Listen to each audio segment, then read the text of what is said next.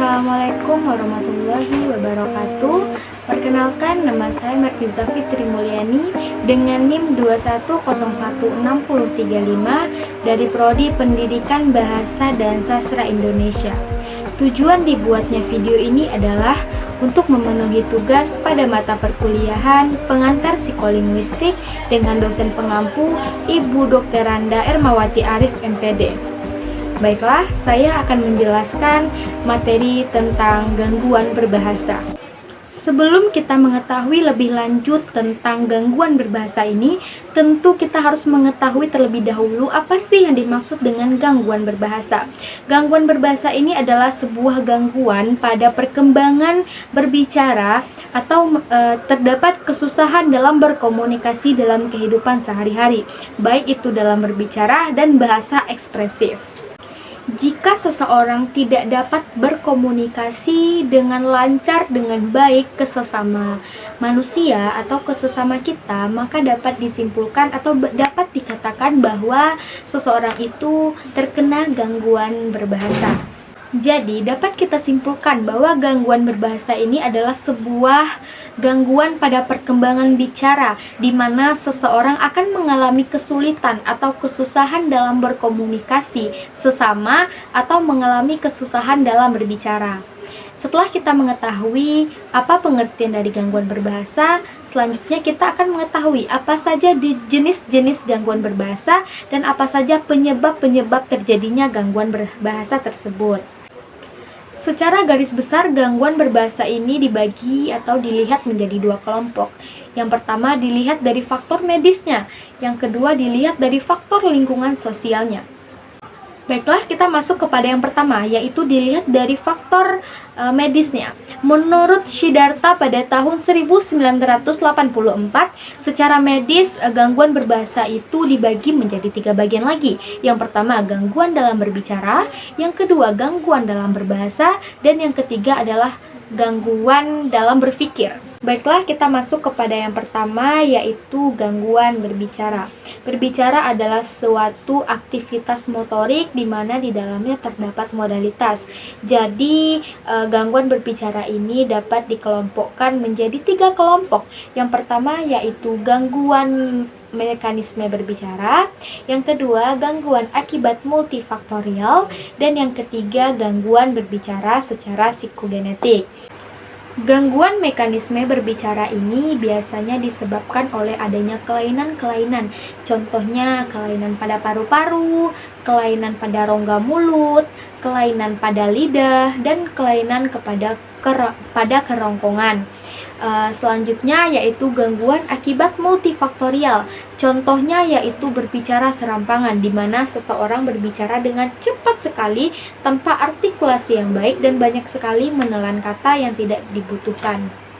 Nah, yang ketiga yaitu gangguan secara psikogenetik. Sebenarnya ini bisa dianggap tidak menjadi sebuah gangguan berbahasa, namun salah di bagian bidang mentalnya. Contohnya yaitu berbicara manja, berbicara kemayu, di mana berbicara kemayu itu biasanya terjadi kepada laki-laki yang meniru gaya berbicara perempuan. Jika dilihat dari psikolinguistiknya, tidak ada yang salah dari gaya berbahasa tersebut, namun jika dilihat di bidang mental, cara berbicara kemayu tersebut dianggap sebagai salah satu gangguan berbahasa.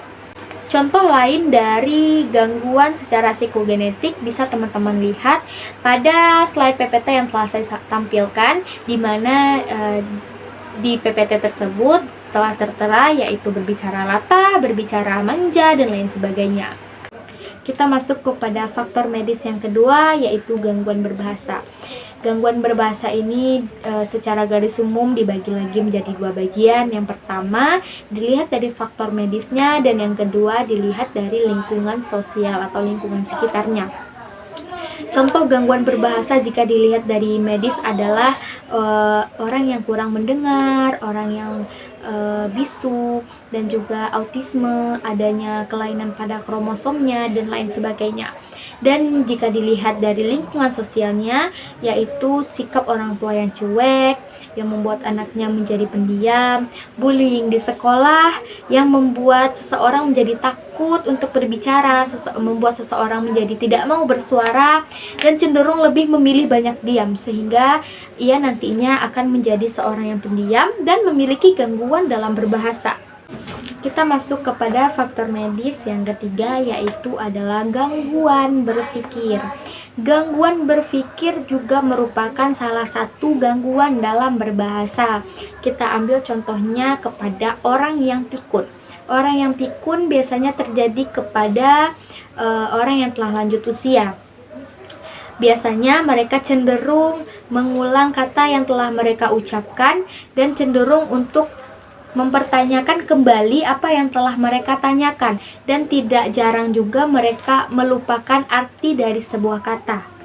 Pikun terjadi karena terganggunya fungsi otak dalam jumlah yang besar dan menurunnya zat-zat kimia di dalam otak.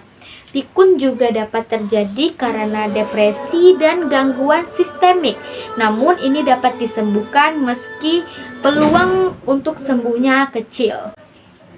Contoh lain dari gangguan berpikir yaitu adalah skizofrenik, di mana penderitanya dapat berbicara terus-menerus. Namun ocehan yang disampaikan hanyalah ulangan dari apa yang telah mereka katakan sebelumnya.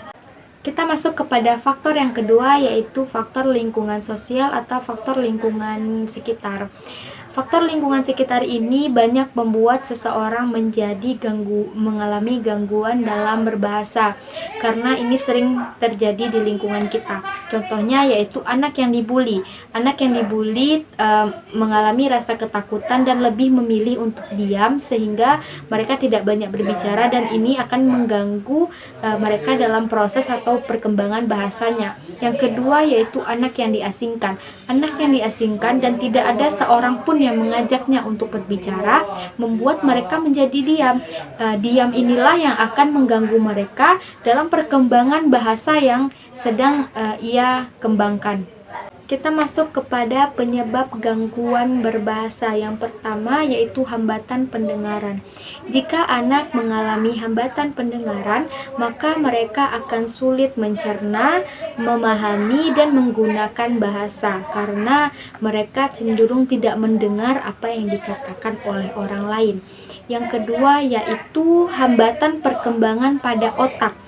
Adanya kerusakan pada otak membuat seseorang menjadi tidak dapat menghasilkan sesuatu yang dapat mereka bicarakan. Akibatnya si anak mengalami kesulitan menggunakan bibir atau menggunakan lidah, bahkan rahangnya untuk menghasilkan bunyi atau kata tertentu. Yang ketiga yaitu masalah keturunan.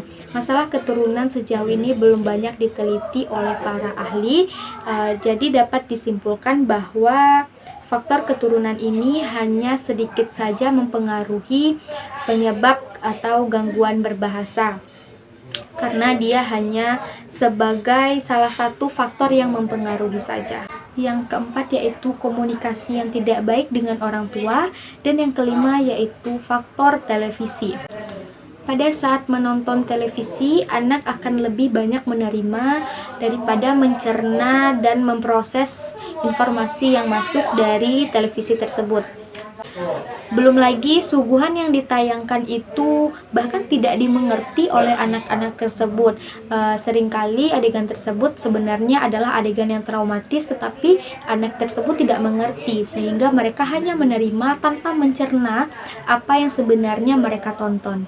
Akibatnya dalam jangka waktu tertentu di mana seharusnya otak menerima stimulasi dari lingkungan atau dari orang tua, tetapi malah mendapatkan stimulasi dari televisi, maka sel-sel yang mengurusi masalah bahasa dan berbicara akan terhambat perkembangannya. Yang keenam yaitu keterbatasan kemampuan kognitif, yaitu kemampuan mempresentasikan objek dalam bentuk gambaran.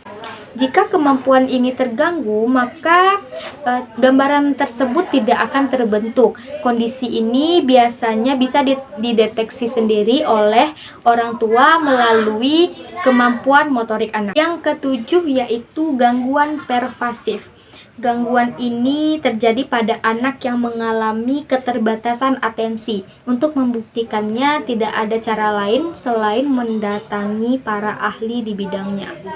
Selanjutnya yaitu cara mencegah dan mengatasi gangguan berbahasa.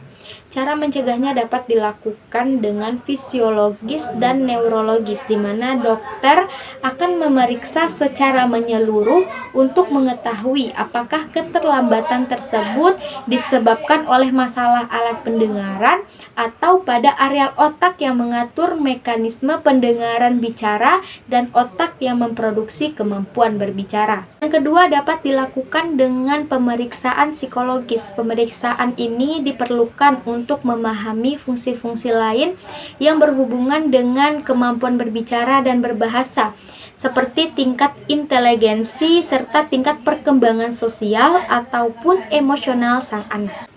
Dua pemeriksaan tadi adalah merupakan cara pencegahan. Namun jika sudah mengalami gangguan berbahasa, apa yang harus dilakukan? Berikut kita akan membahas tentang penanganan bagaimana cara ketika sudah mengalami gangguan berbahasa. Yang pertama dapat melakukan terapi berbicara.